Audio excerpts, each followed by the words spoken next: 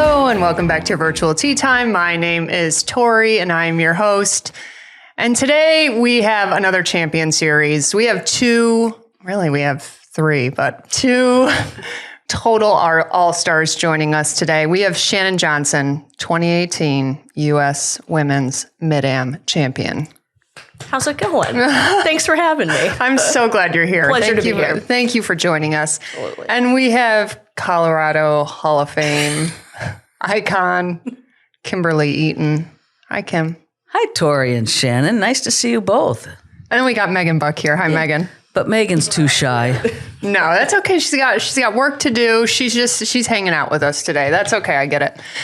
Hi, Shannon. So what brought you to town this trip? Yeah, so Megan and I came into town basically trying to get ready for the US Four-Ball that we qualified for in May. So it was snowing in Boston last week. So as I was driving around doing some work, driving around in snow, and the forecast obviously hasn't been great up there. And like a month ago, I was like, we need to get out of here. We need to go play somewhere. And Arizona's just the easiest place because Megan's parents still live here. And that's perfect. Where is the Four-Ball Championship this year? The US Four-Ball is in San Antonio at Oak Hill Country Club.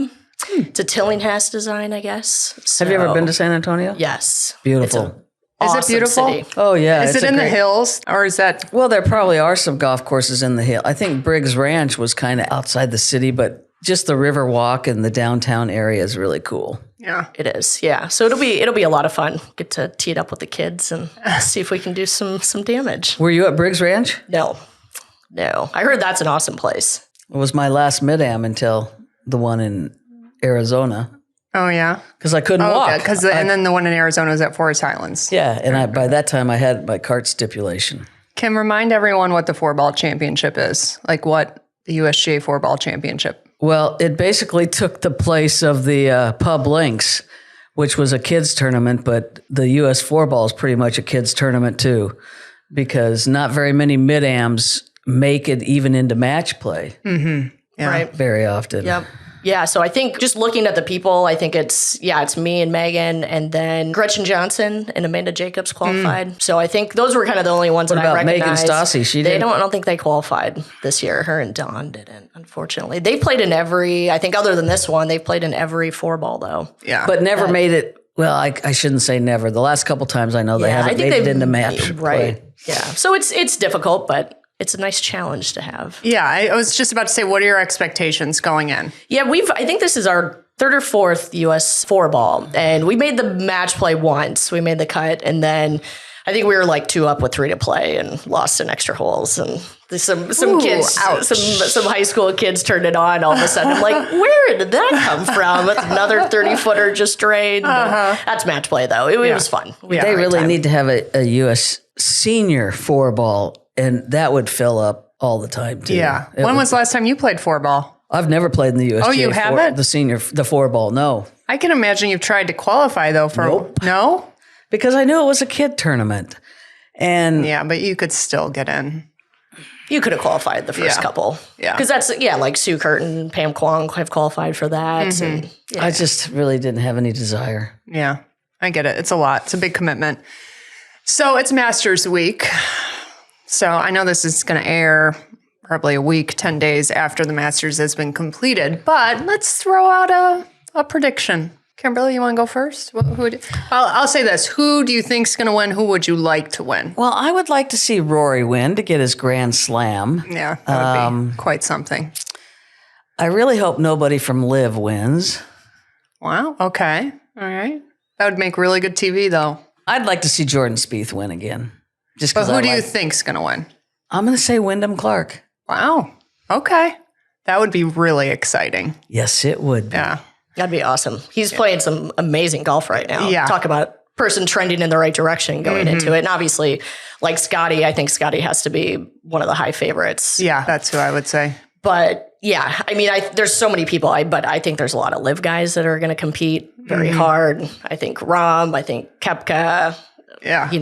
Bryson, I think, 3 under as of today. We're recording this Thursday morning. Well, yeah, he birdied the first 2 holes. I saw that. Yeah, I think it was 3 after 4. Yeah. So, yeah, it'll be fun to watch. Shannon, who would you like to win? Yeah, I mean, I would like to see someone that hasn't won it just because it's obviously such a life-changing ordeal. So, and I think all of golfers have watched the Netflix Full Swing and watched Wyndham Clark and kind of seen what he's gone through. And I think it's just such an amazing story. And like Kim said, if he won, it would be amazing. It would be really cool. And he's a Colorado boy.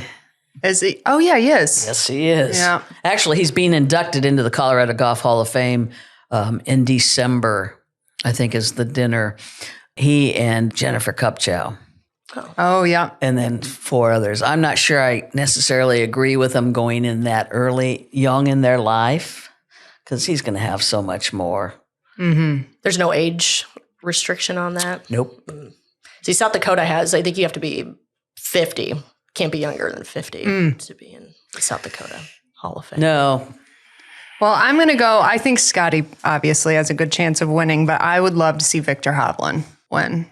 I am a big Victor Hovland fan. Such a nice guy. He hasn't been doing much, though, this year. Well, we haven't seen him. Hardly at all. Yeah. No. So who knows? He did get a couple hole-in-ones yesterday at the par 3. So did Ricky Fowler. Oh, Ricky Fowler won the par 3. Yeah. But someone else had a hole-in-one. So I was watching that yesterday, though. A lot of guys. I think there was 5. Oh, Gary Woodland. Oh, yes. Gary Woodland's had a hole-in-one. Yeah. That's the one I saw. I was watching it yesterday, and it was the first time I'd seen the rules to it. And apparently you can only win the par 3 if you have to hole out everything. You have to hit every shot. Correct. And so I feel like a lot of these guys who don't want to win it because of the jinx they're superstitious about, if you win the par 3, you can't win the Masters, that whole thing. I feel like they just let their kids start hitting the putts right away, girlfriends. It's like, whatever. Exactly. They don't want anything to do with it. I wouldn't either. I was any of those guys. And then I was shocked that I heard that Ricky won it. Yeah. That was I think crazy. it would be a cool trophy to have, though. Have you been to the Masters? I haven't. I was supposed to go last year.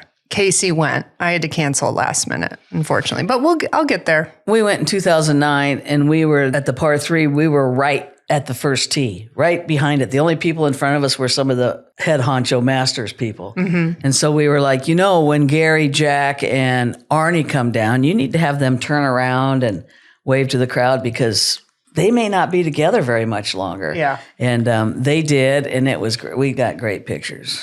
Yeah. I'm looking forward to going someday for sure. All right. Well, speaking of championships, and I need to also say that Shannon has won the Anne Marie Tobin Women's Player of the Year in Massachusetts and the Massachusetts MidAm Player of the Year. You have 4 times with Player of the Year and 5 times with MidAm Player of the Year. That's quite something. Yeah. Yeah. Every once in a while it clicks every year. So, yeah. So, it's a good time. how long have you been playing golf? So I'm 41 now. I started around 8 was when I kind of picked up the clubs and my grandparents. And you played at Indiana University, correct? Yeah, started at New Mexico for 3 years. Oh, so that's played the in connection Albuquerque. You were at UN. That's right. She was at UNM. Yep.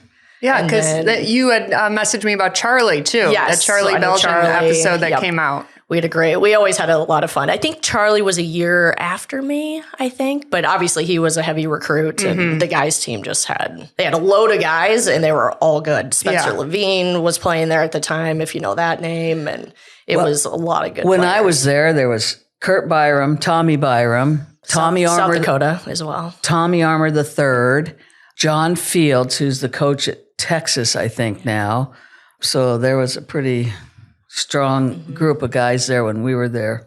So New Mexico, you transferred to Indiana. Yes, my last year. And then your college career ended. Was there ever a gap? Did you compete a lot in the amateur stuff or did you take a break and get into MidAm? How did that look? Yeah, basically, when I was done at Indiana, I was trying to figure out what I want to do. Was I going to go pro? Yeah. Try to find a job. At the time, golf had just kind of worn me out. And I was like, I don't know if this is kind of the right path. And the cool part is going to New Mexico and kind of the powerhouse golf, team that we had. Played with so many good players and saw them try and go pro and struggled. And I was like, what makes me think that I can go out there if I'm losing to them on a weekly basis and they're struggling out there? What's that mean for me? And everyone's different. Everyone matures differently. So, I could have went out there and it may have struggled a few years, but maybe it would have happened. But I was like, I think I just want to take it easy and not do this all the time. So that was luckily at New Mexico and Indiana. My coach, Clint Wallman, he knew the person who was hiring at Ping Golf at the time. So he got a couple of my teammates in. And so when I was doing grad school in the summer trying to finish up, I was like, what am I going to do? And he's like, why don't you go interview? And so sent my resume, got an interview, and actually moved out here in Phoenix of 06 in September. Started working for them in 2006. Started working for Ping. For Ping, yep. So, oh my God, this is a whole part of your life I had no idea about. So I lived here. I lived up by Greyhawk like the first year. Didn't know where to live, and that looked like the safest part of the neighborhood around here, and it was great. And so worked for Ping for 3 years here, and then got a sales territory and basically covering South Dakota, where I grew up, all of Nebraska, a little piece of western kind of Iowa, and moved to Omaha, Nebraska. Why did you transition to Massachusetts? Yep. So then Massachusetts came in about 3 years when I was in Omaha. Our rep that was covering Boston ended up moving, taking the same position, but down in Birmingham, Alabama, because he had some family down that way. And they asked if I'd ever be interested in moving to Massachusetts. And I said, well, how many overnights are there? So basically, we're always traveling around. I was gone half the month at least, traveling those huge states. And it just, after a while, it just becomes a grind. You're putting 50,000 miles easy on your car every year. Just not the easiest lifestyle. Yeah. And so when that opened up, they were like, 0 overnights. And I said, never been to Massachusetts, but I'm sure I will love it. So sign me up. And it's, been out there for like 12 years. And there is, talk about some amazing golf courses. It is just stacked everywhere you go. And how's the competition out there? How's the state championships? Do you enjoy playing with the people in Massachusetts? I do, Massachusetts Golf Association, they merged a few years ago with the women's group was separate. When they merged, it was awesome. Obviously, they have way more resources. They can put more people in place, and we can run these championships so much better. Yeah. And we see it every tournament that we go to. Yeah. That's interesting because the women down here and some of the women in Colorado, they don't like the fact that the associations merged because now they think the women are going to become second class again. And you see that happening here? No, I think it's much better. But there was definitely a harsh transition period when it did happen. Well, there was because, I like it. And I agree with Shannon. The men's side has so much more money. Yeah. That, even when we play in tournaments that are associated with the men, the payout's better. Yeah. Well, and women's golf is just so much different than men's golf. Very true. It's not easy for just the men's association to just take over the women's and know how to communicate with the women and how to run their events. We're just different. It is. All aspects. And it was definitely there was a couple of years where a lot of women didn't like the fact that was happening. They thought there were things that were going to get taken away from them, which is obviously very understandable to think that. And I think Mass Golf was trying to accommodate everything at, the first 2-3 years. And obviously the women's side, they have a lot of net events, which, Mass Golf is trying to put on more gross events for the higher level players. But still to this day, they kept spring teams and all, a lot of the things that net players can still play in and participate. But it's great. Even the competition, like we've got some amazing high school golfers up there now that are high school that have now transitioned into college, that are playing amazing golf. And every year, I think it just continues to get better and better on the women's side. And plus we have some amazing senior players. Tara Joy Conley's up there, Sue Curtin, Pam Kwong. I mean, obviously they've done great players. Done some great stuff in USGA events. Play out of there too? She does. Yep. So in the summer she's up in Boston, and then in the winter, other times she's down in Charleston. So how'd you start playing again? Like, how'd you start getting into more competitive golf after you took a break from college and you felt, you needed a break? It was good. I think I qualified. So when I turned 25, I was still in Phoenix here. I remember playing, I forget where the qualifier was, but I qualified for my first US MidAm. And it was out in Michigan. Barton Hills. Yeah. Yep. Did you play in that? I did play in that. So I played in that. That was my first one. I remember I was like, oh man, I'm going to have to take like a week and a half off of work. I only get 2 weeks. Like, okay, we're using it all up. And so I'm going to have to work plant shutdown. I have to work some overtime to get some more days back. But it was great too. Even like people at work pooled money to help me out with, flying out there. Great. And my parents drove from South Dakota, so they came out. And so how'd you do? It was great. I made the cut. And then I lost to, I'm forgetting her name, out of Texas, Mina Harden. You know Mina. I do know Mina. A lot of people know Mina. I think I lost my first match to her, or I might have won one and then lost to her. And that was like, my dang. second MidAm. Oh, it was? Wait, so was that your first USGA event, though? No, first just US MidAm. So I had qualified for some girls, juniors, pub links. And how about the women's AM? And women's AM as well. Oh my gosh, what is your count right now? What is your count for USGA I think championships? I had to look it up just recently. I think it's at 21. Wow. Possibly. Not quite What are you as at? many as a person left. I think I'm at 35. Oh my gosh. But when you take I didn't play any USGA events from fall of 81 till 2007. All right, well, I'll take that into account when Shannon passes you up one day, but I'm just saying. Except for a couple state teams.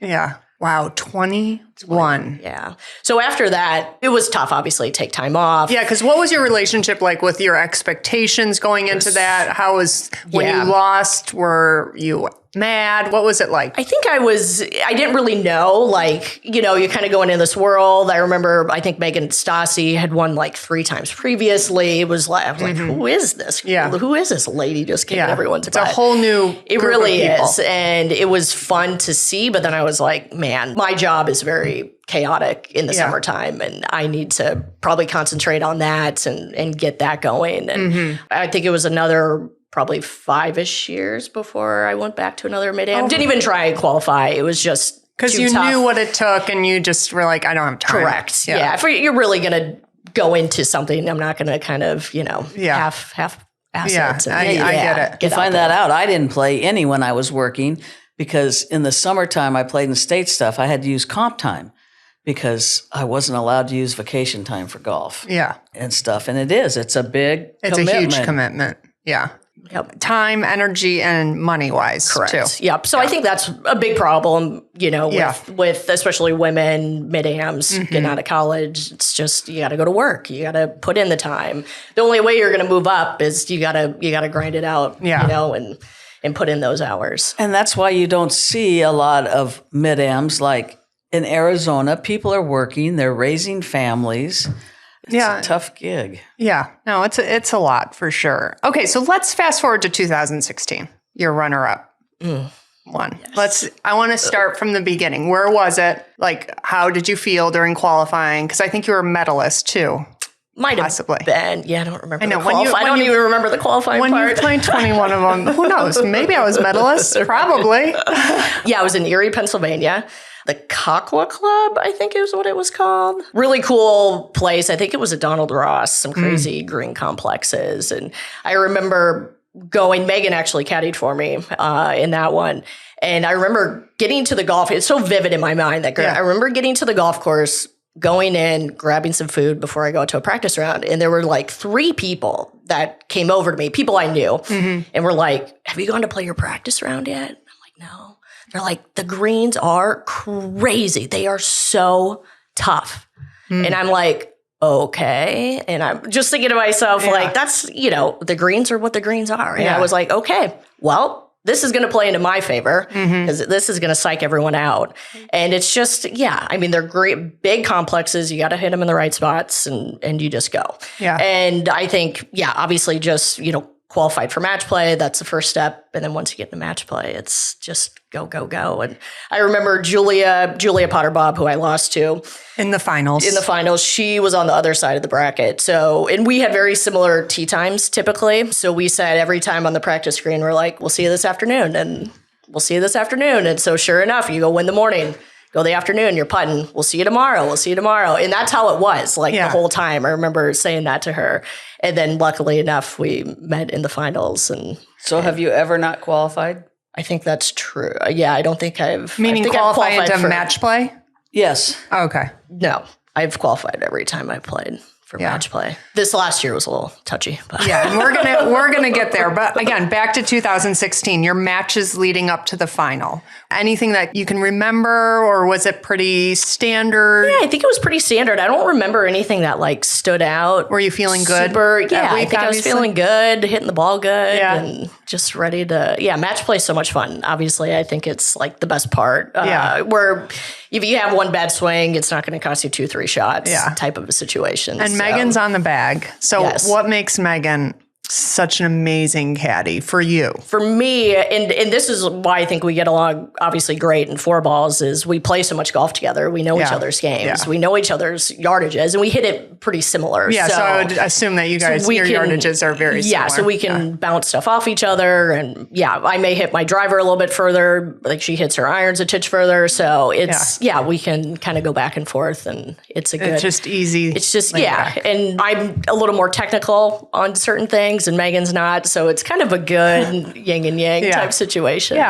But. So tell me about the final. Like, could you sleep the night before? Were you like, holy shit, this is, because again, how many mid-ams have you played up until that point? Only probably 2 or 3 at that point, I think. Yeah. But you had a lot of junior girls and a women's AMs in there. So had you made it that far in a previous? No, that's the furthest I had gotten. I think in the pub links, I think I got into like to the round of 16. I think I'd won, lost in the round of 32 or 16 at the girls juniors and stuff. But that was definitely the furthest. And I remember talking to Pam Kwong the night before, because going into that finals the next day, because she had made it to the finals of the senior women's AM. I think the year before year before that. Yeah. And so she's like, look, this is what you need to expect. Get up to the tee a little bit earlier, because there's going to be photos you have to take. There's going to be more people you have to shake hands with.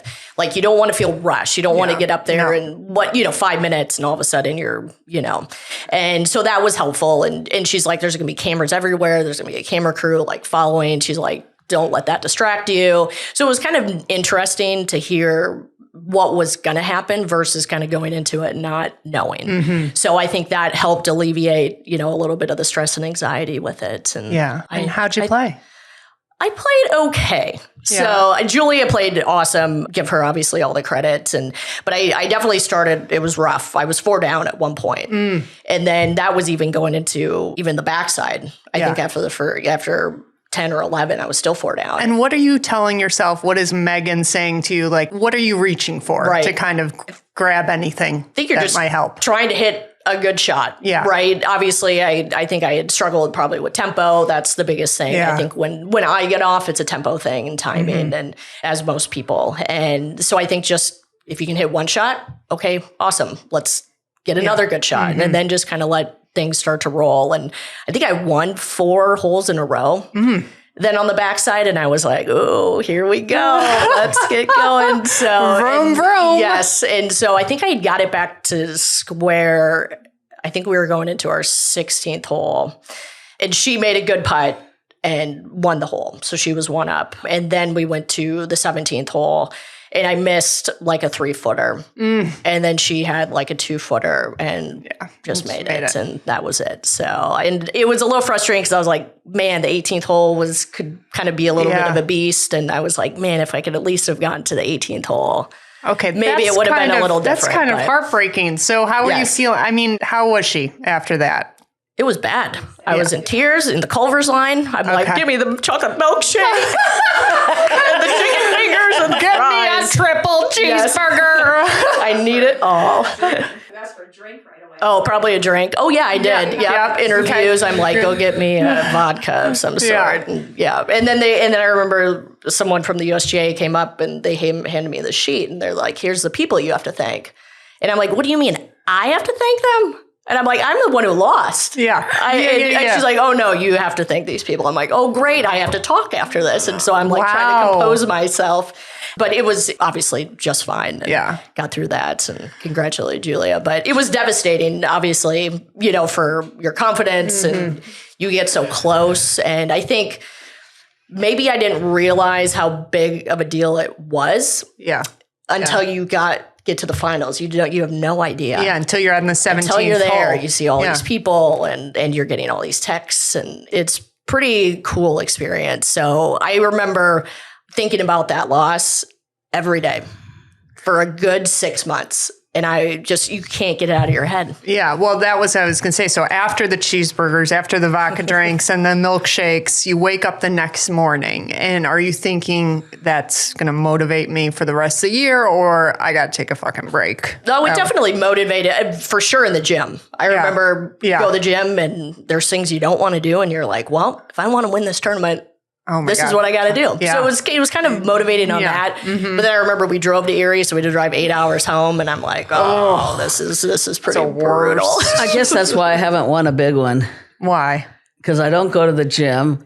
Yes, you do. You go now. No, I'm not. Not right now. I'm not. I'm taking the summer off. Okay, but I want to go to your best finish, Kim, at the Senior Am was semifinals, right? No, I've made it to the quarterfinals 4 times. Okay, so what quarterfinal match can you share about that you kind of wish you could maybe take back, or that motivated you the most? Probably the match to get into the quarterfinals at Hollywood Country Club in New Jersey. Okay, what happened? I had to play Corey. Oh, Corey Waworski. Yeah, and she's won a MidAm and stuff, and we ended up going extra holes. And I had a third shot. It was a chip shot. And I can't remember where she went, but I just hit it perfect. I got it up and down for 4, and she made 5. Oh, so you won that match to go on to the quarterfinals. Yeah. I do know who I lost to, and I should have never have lost to her. Terry Frohmeyer. Well, hopefully Terry is not listening today. Well, no. Terry's a good player. She won the Senior Am at the honors course, I think. I think she beat Mina Harden. Doesn't hit it very far, but one of these that's... straight down the middle. I mean, I've lost twice to Terry Frohmeyer. Yeah. And both times she's gone on to win it. She's got your number, Kim. She does have my number, but she's not playing anymore. Okay. All right. Well, so that was in 2016, your runner-up finish. Now, did anything happen in 2017 that's significant? Yeah. Oh, yeah. Okay. So 2017, we were supposed to play down in Florida. Then we had the hurricane. It was at Turtle. Oh, is that when you guys went to Quail Burke's Ridge course? So we went to, Jackie Burke's course at Champions in Houston. Well, tell us what happened. The hurricane came through and wiped out the entire golf course. Oh. And this was supposed to happen in September, October, typically. Yeah, so they had to change venues. How much notice did they have? So not much. And Wow. I think obviously people had made their reservations, like all that. And then all of a sudden you had to switch, and we didn't even think they were going to hold the championship. But then, the Burks came through like big time and said, we will host it. We'll have it here. And so we went to Houston. And Megan, again, was caddying for me. And I made it all the way to the semis that year and got beat in extra holes. By? Mary Jane, Florida. MJ. MJ. Great players. But she was a senior at the time, and she just obviously had it all clicking. And we had a good match. It was very back and forth. And I think I might have won the 18th hole to go into playoff. Yeah. And then she made this probably 60-foot bomb that, had it not hit the hole, would have been off the green where this pin was. And I was like, I'm off the green, chipping where she was going to be chipping from. And it went in, and I was like, what in the heck? Yeah. And so, and then I went up and hit, and obviously it didn't go in. And then there's another devastating finish. We went straight to a Mexican restaurant. Was eating my feelings once again. Oh my God, I'm so good at eating my feelings, so I could totally relate. Yes. But again, motivating. Right. So that was, definitely motivating again. It was like, I know I can do this. Yeah. It's just everything has to align. The stars have to align. You can match play is so tough. You can play great and get beat. Yes. You can play crappy and win. Yeah. So at some point, luck has to be on your side somewhere along those matches. And unfortunately, it was not on that day. And it's becoming more important to you too. Correct. Yeah. It's like, I can do this. Come on, let's go. Come on. And now more people are realizing, more expectations are getting put on you. And that's tough to deal with too, because it's like, I may never get back to another final is what you just never know. What you're thinking. And this, that's not going to be the best thing. And because again, every year new players are coming in too. So you just never know what the competition is going to look like. Okay. So then we go to 2018, your wins. So Was Megan on the bag that year? No. Or were you playing? This was the first time I finally said, you need to start playing. Yes. And you need to get your butt qualified. So I was exempt into that. So I actually caddied for Megan at the qualifier. So, and then she qualified, and so good. So we both got to go. She was playing that championship. So Where was this one? This was in St. Louis at a place called Norwood Hills, 36 holes that they had. So we just played, I forget which, it might have been the North course. I forget which course they called it. Tell us about that week. Tell us about the entire week. I need to hear it all. I mean, all of 2018 was a phenomenal golf year, just in general. Yeah. I think I won the state am. I mean, all the tournaments I played in, I think I won. Yeah. Everything was clicking. Everything was working. Swing was great. Tempo, obviously. Everything was lining up. And was there something in your game that, you struggle with more that just was really clicking that year too? Yeah, I think a little bit, especially at the tournament, was more of like the putting part. Yeah. That's probably one of the things that I think a lot of people struggle with. And Yeah. to be even greater, you just got to make one or two more Exactly. around. And that's the toughest part. So my friend, we kind of have a mutual friend, Matt Johnson, caddied for me. And that was the first time he ever caddied for me. I remember meeting him really for the first time in the hotel parking lot or in the hotel lobby one morning. And he drove over, and it worked out perfect. And it was actually Corey. I remember playing in the qualifying rounds. Corey Jaworski was paired with us, and Corey's sons know Matt.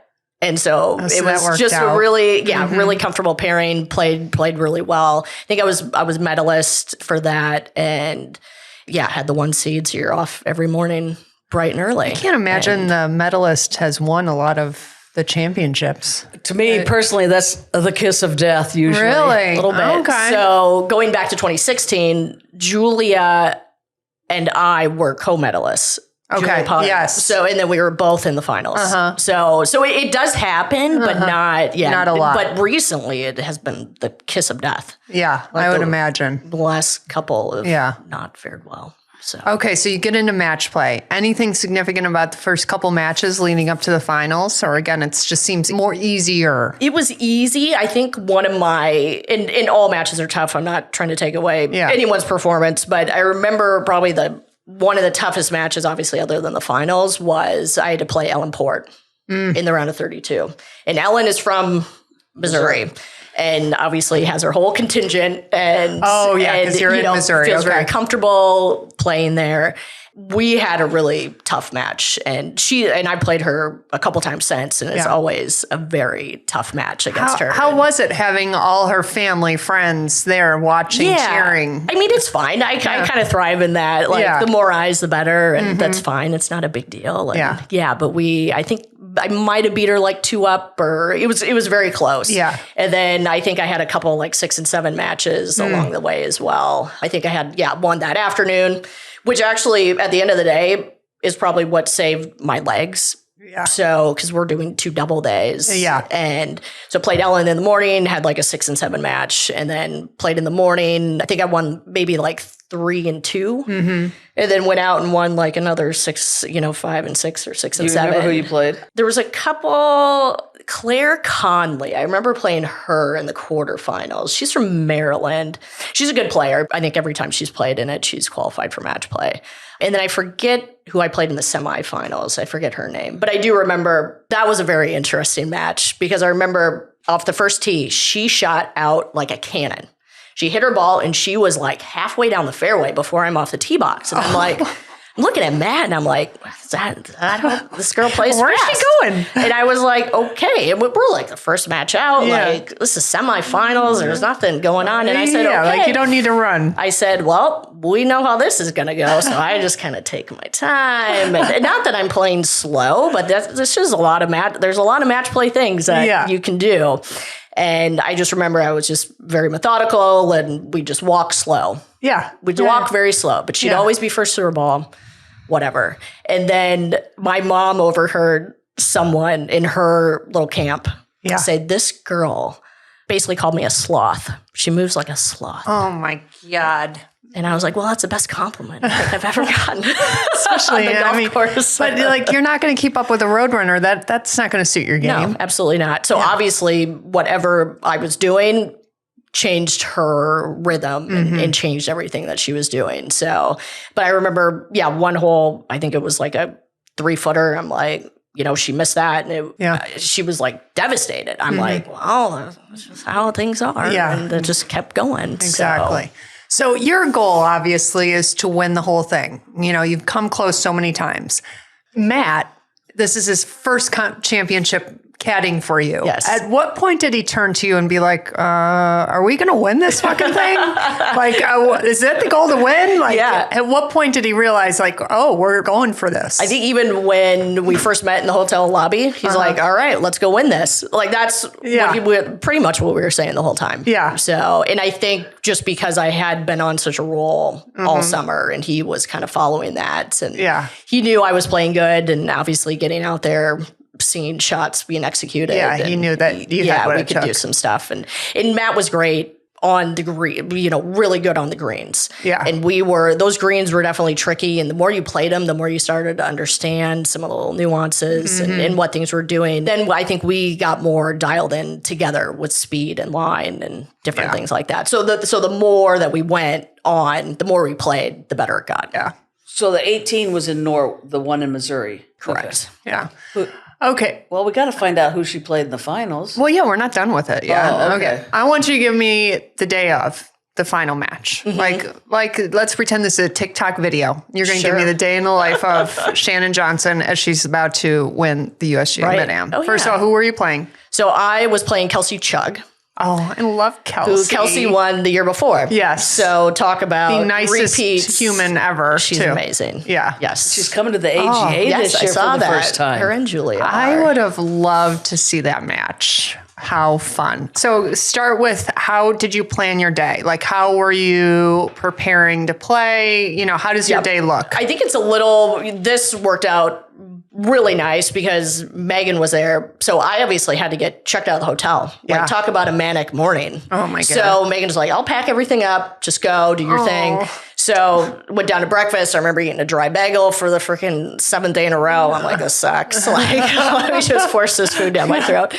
But anyways, go to the golf course and you're the only, there's 2 people out there. Crazy. It's just beautiful Surreal. morning. It's a little chilly. It's, September. It's getting cooler in the mornings. And I remember, obviously having a good warm-up session. And then How much time though? How much time are you spending warming up? Usually a good hour 15. Usually I'll try and get there hour 30 by the time you get shoes changed, different things like that. Ready to go. And I never want to be in a panic situation Not quite like mode. you. And I agree too, that you never want to be in a rush. Correct. So I get that. So how much time are you spending hitting balls? And then are you chipping at all, or you just go straight to the putting green? Usually I'll putt first. I'll go putt. I'll do some chipping, and then I always hit last. So usually I'll give myself at least like 35-ish minutes by the time I get stretching done and kind of warm up the body. And then start to hit, and then bathroom break. Yeah, got to do that. $2. Okay. So how are you feeling? Yeah, it was good. I felt,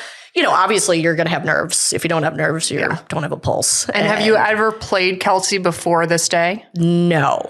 But obviously knew her from the year before. She was on the other side of the bracket and got to know her, fairly well over the year or so. And she was obviously a delight to play against, such a nice person. And even afterwards, like, we were just sitting talking and, before her flights and having a couple drinks. She's amazing. See, we have both gotten to know Kelsey through the Arizona-Utah shootout. Oh, okay. Actually, that's you. I played with her at the LNGA. I was paired with her for 2 days at the LNGA. That's how Anthem? Yes. And oh my God, she was so sweet. So yes, I think she played AZ Utah this year. So we do know her from Utah. But okay, so you're feeling good. How's the first front 9? Front 9 was good. I remember it was a lot of back and forth. There wasn't too many halved holes out there. Oh, really? Like, it was birdie. I think I was maybe 2 or 3 up at one point, and then she got it back to even. And I think I got up to 3 again at one point, and then it was back to 0, And then, how are your nerves? I think it's like, you don't even think about it. Other than the first tee shot, once you hit that, it's not kind of bad. like, you kind of get settled in, you get going, get walking, talking. It's totally fine. Yeah. But obviously, like, we ended up being tied through 17. And Oh my God. I think I might have been one down. I should have looked at the scorecard. I think I was one down going into 16. Won the 16th hole. And then we both parred the 17th hole. So tell me about 18. What's the hole like? Yeah, 18's a par 5. Okay.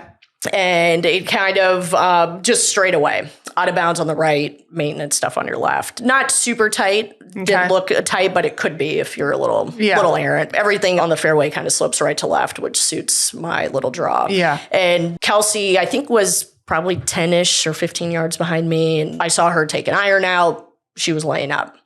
And Matt and I were talking. I had like 220. I think I had 230 in. And the pin was all the way in the back. Yeah. And I think that was the first time I played the 18th hole since so stroke play rounds. Yeah. So I was like, okay. So we were looking, and I was like, at least 200 with a 7-wood. Yeah, at least get to the front of the green. Yep. And I was like, and he's like, I like this. And what's the point of laying up when you're going to have a weird yardage in? And I was like, 7-wood. He's like, all right. So I get it. And I hit just this. Everything you think about in a shot that you're trying to envision is exactly what that shot was. Oh my God, I love it. It was just a nice high draw. I hit it so good. It hit on the front of the green and it started rolling towards the hole. And I think I ended up being about 30 feet away. And so Kelsey gets up and hits her wet shot, hit a good shot below the hole, probably to like 8 feet. So wait, back up for a second. When you're standing over the ball with that 7-wood, though, are you feeling loose? Because I mean, you ended up hitting an amazing shot. So were you? I don't ever think that I was feeling any nerves. I think you're just so into it. Yeah. I remember having to. I think like on the tee shot, I had to back off because there was like a maintenance car going by, and I'm like, what the heck? Like, you know, I'm in the zone. And so, but then you're just like, okay, resettle, pipe it. Yeah.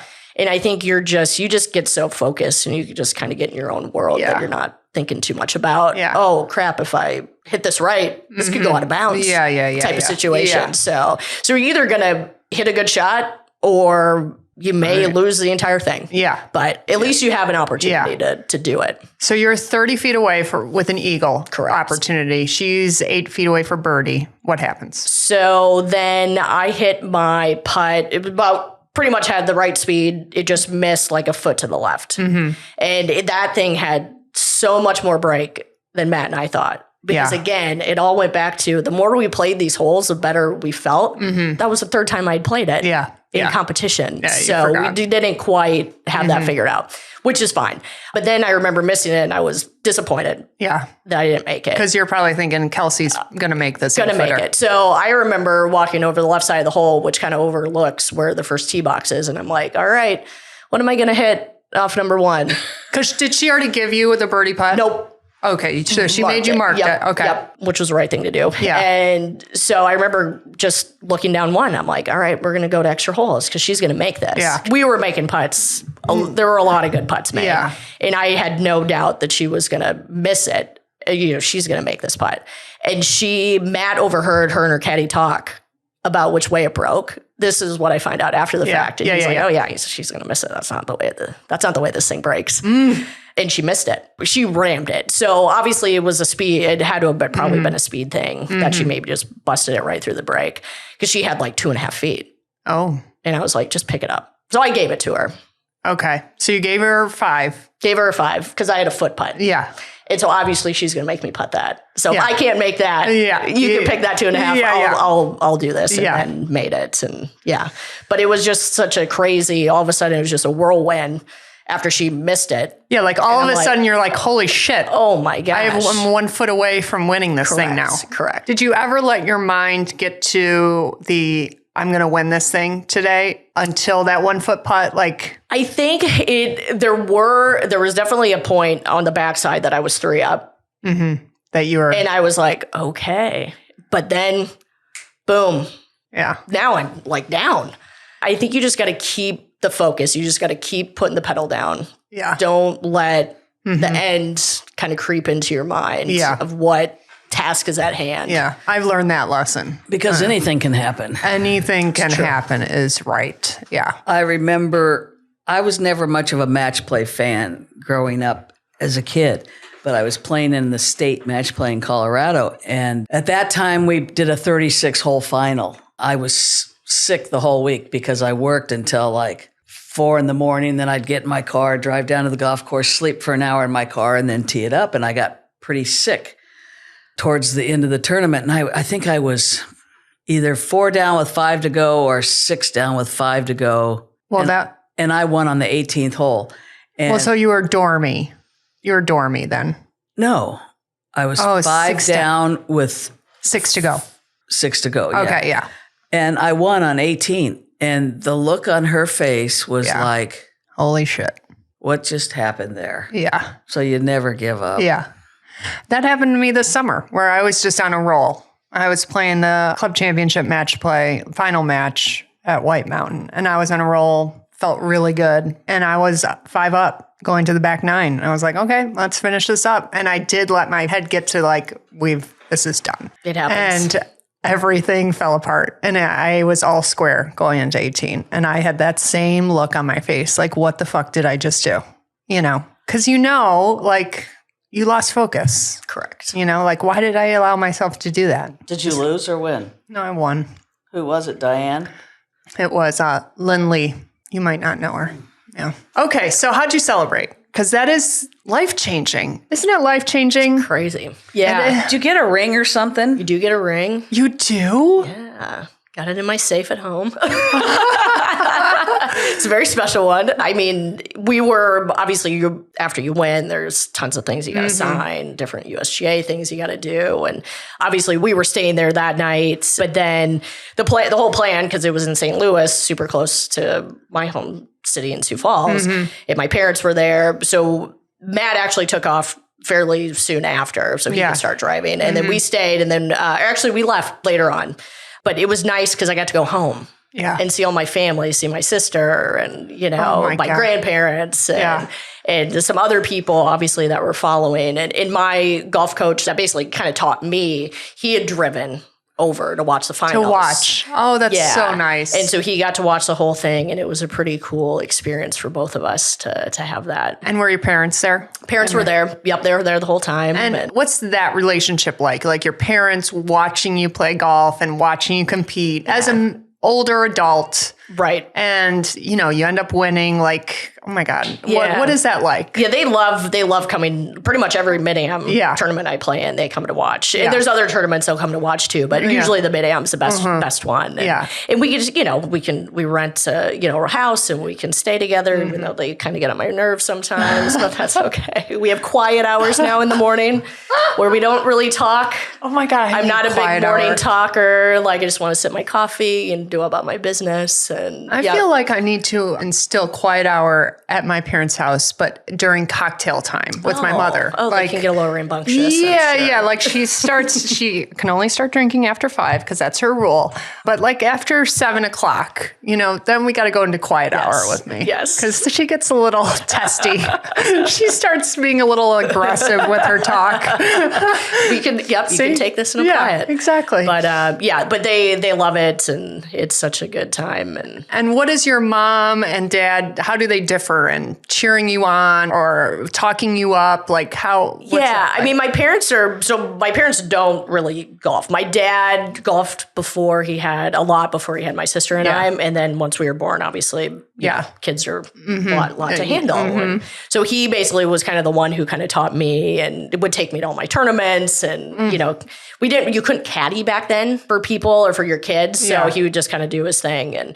But he was the one driving me there. But even now at tournaments, they don't say anything about my golf. Although my mom did this last tournament just because I was playing so bad. And we're going to get into 2023. Yes, but they never speak a lick of my golf and how I play, what I do and decisions that I make out there. And my mom has never swung a golf club in her life. So it's a little bit refreshing in that you get some of these parents now that are, I see it, they're so on top of these kids. And I'm like, that just was not my experience growing up and playing golf. And that they weren't ever, if I wanted to do it, I wanted to go play, I had the decision to do it and not them signing me up. Okay, so I want to fast forward to last year's MidAm because it was, I would say it's unique. Did that ever happen before, what we're about to talk about, or? The high score? The qualifying. The qualifying rounds the first round was obviously very difficult. Yeah. for So me. let's talk about it. Yeah. So Because I think it's where super is this relatable. MidAm? So we were at Stonewall outside of Philly. Yeah. And there was convicts running around. Yes, that was a Why don't you tell the week. listeners what happened? Yeah, so before we went to the tournament, we were right in that area where the guy escaped out of prison and was roaming around. And they still hadn't caught the guy by the time we got there. And it was interesting because Megan and I were both staying at the same hotel, and I had checked in early and got my room. And then they called Megan and were like, we don't have your room. We don't, the specific room that you want, we don't have it. And so she called and she's like, what's the problem? They're like, well, this guy that they're trying to catch, all the marshals are staying at the hotel. And they keep having to extend their stay because they haven't caught him. So the room that you were supposed to be in, they were supposed to already be out. Yeah. And so we got the whole thing situated. Yeah. Not a big deal. But it was just like the police presence. We didn't really feel it a whole lot during the practice rounds. But then as the tournament started, one day we came back from the golf course and it was like, oh, there's a cop. Next mile, there's another cop. And we probably saw 40 of them on the 20-minute stretch back to the hotel. And then there's helicopters flying over. And then they were stopping apparently some vans by the golf courses to do checks all over. Like, talk about a crazy situation. Yeah. And then obviously the USGA, like, it's a stressful time just Exactly. putting a tournament on, let Exactly. alone having to deal with state Yeah. troopers and things coming around. Yeah. So that was the first and hopefully a last. Yeah, let's hope so. For those of you who don't know, for the USGA MidAm, you play 2 qualifying stroke play rounds, and that's how you qualify into match play. Okay, so there's 132 players, and they whittled it down to 64 for the match play. yep. And Shannon shared earlier that she's always qualified. There's never been an issue. And this year, tell us what happened. Yeah, a little different. Last year was just a weird golf year, I think, in general. There was a point where I took like 3 weeks off. Yeah. I get over a golf ball and I was petrified to hit it because I had no clue where it was going to go. It could go right. It could go left. It wasn't going to go towards the flag or where I was intending it. Yeah. And so my golf coach, Dan Boisvert, was like, we might just need to take a break. And so I took like 3 weeks off. I remember that. And I was like, okay. So I remember going home for like 4th of July, which I typically do, and then come back. And Megan and I then had the state Four-Ball to play.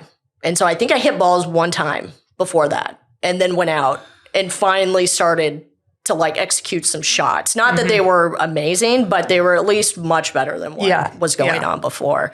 And so we ended up winning that in a playoff, which was fun.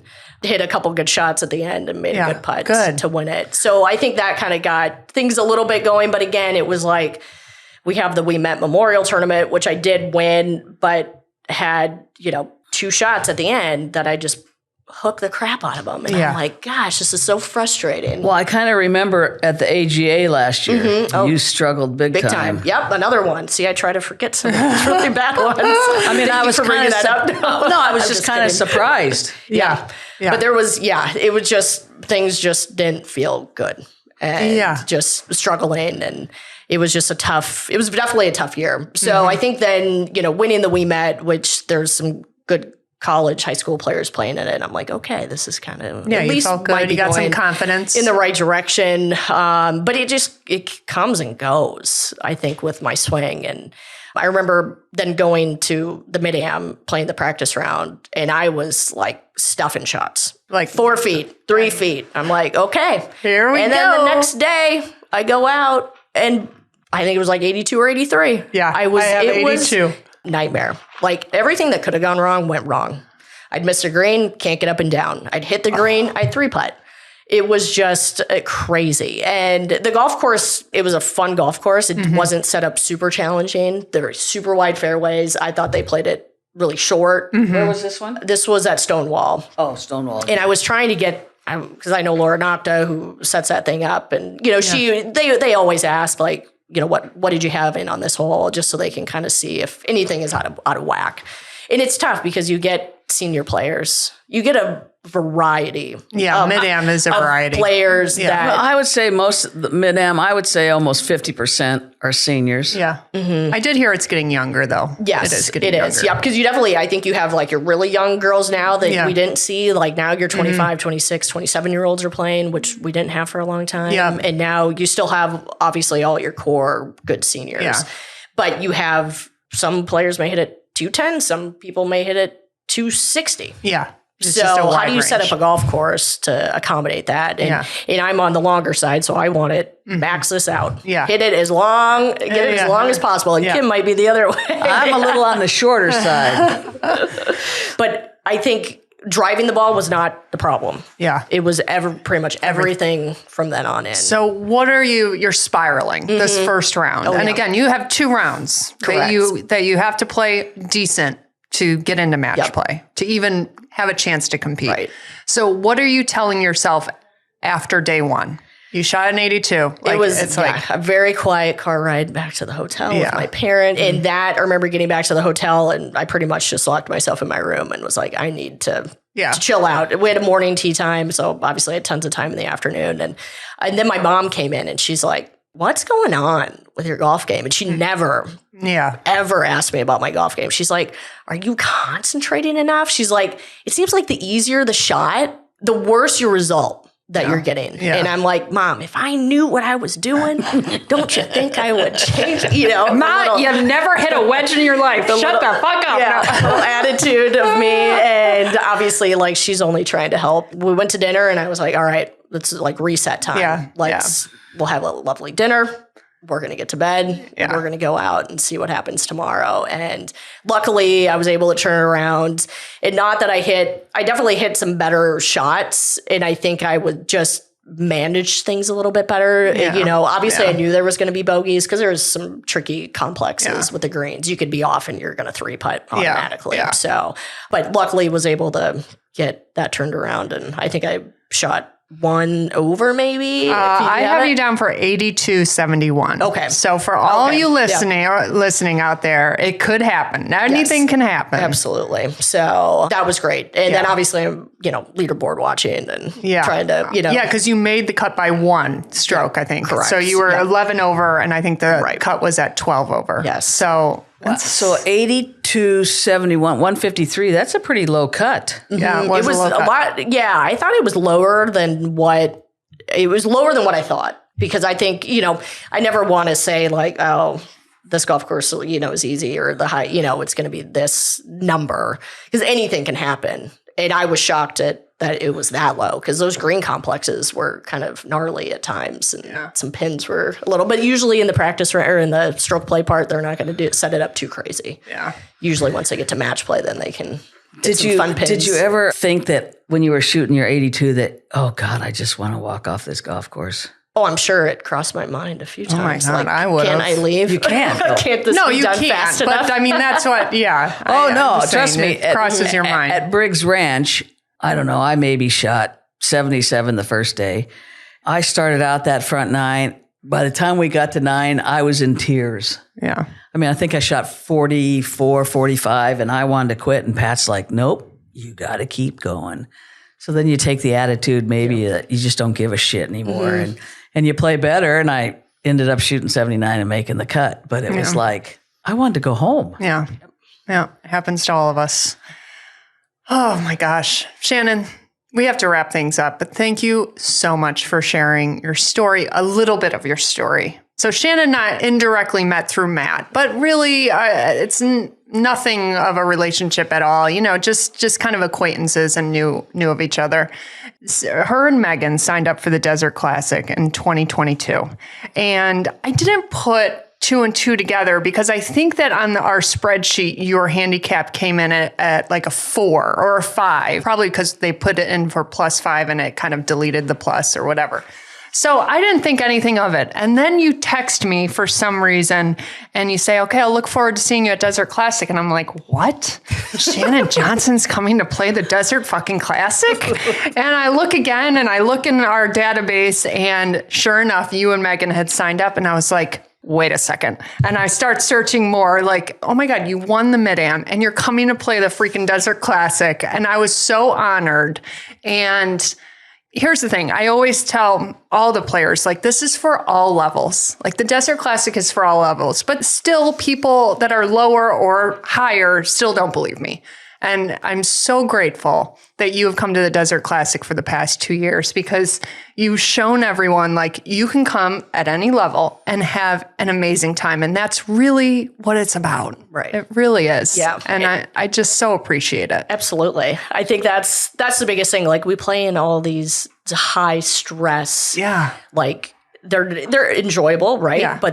But we want to go have fun. Like, we want to go and blast some music. Yeah. We want to go maybe have a cocktail or two. We want to enjoy ourselves. And it's like the Desert Classic is absolutely all of that. And then some. And play golf at the same time, and play and keep score. We're still keeping score. Yep. We've met so many nice people and got to play with some amazing, like Kim. We got to play with her this year. Well, I know. And that's the first time I met you was like last year when you were here. And then I see Megan again at the member guest at Arrowhead and then in the AGA. It's fun to run into people who you've met over and over again. I'm seriously thinking of cutting back next year. Not this year, Pat. Oh my God, people, she says this every year. We're going to start having like a Kim cutback counter. No. I really am, because financially it's taken a hit. I know. It's a lot. That's probably the thing that I would miss most. Well, the competition, but the camaraderie among all the women. Yeah. Yeah. And I think that's why I'm so grateful. So thank you so much for being at the Desert Classic the past 2 years and having the opportunity to get to know you further. And, and if you don't want to come next year, that's okay. No, I'm just kidding.